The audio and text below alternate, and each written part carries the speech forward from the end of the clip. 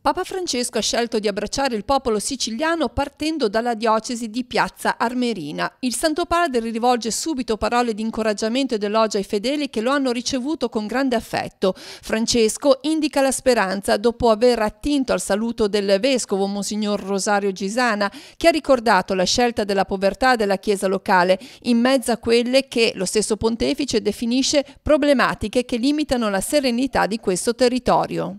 Non sono poche le piaghe che vi affliggono, esse hanno un nome: sottosviluppo sociale e culturale, sfruttamento dei lavoratori e mancanza di dignitosa occupazione per i giovani.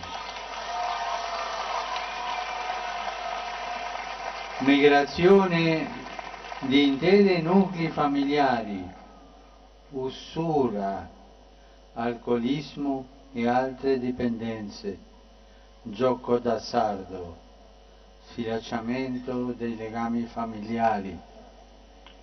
E di fronte a tanta sofferenza la comunità ecclesiale può apparire a volte spaesata e stanca, a volte invece, grazie a Dio, è vivace e profetica, mentre ricerca nuovi modi di annunciare e offrire misericordia. Il Papa spiega che considerare le piaghe della società e della Chiesa non è un'azione denigratoria e pessimistica ed esorta tutti ad impegnarsi per la nuova evangelizzazione di questo territorio centrosiculo, a partire proprio dalle croci e dalle sofferenze. Una missione avvincente volta a riproporre il volto di una Chiesa sinodale, Chiesa della carità missionaria, Chiesa comunità eucaristica. In conclusione Francesco saluta i fedeli anticipando loro il sentimento di gratitudine verso il sacerdote martire Pino Puglisi che il Papa celebra nella Santa Messa a Palermo. Un passaggio profetico, io credo, una consegna non solo ai sacerdoti, ma a tutti i fedeli di questa diocesi.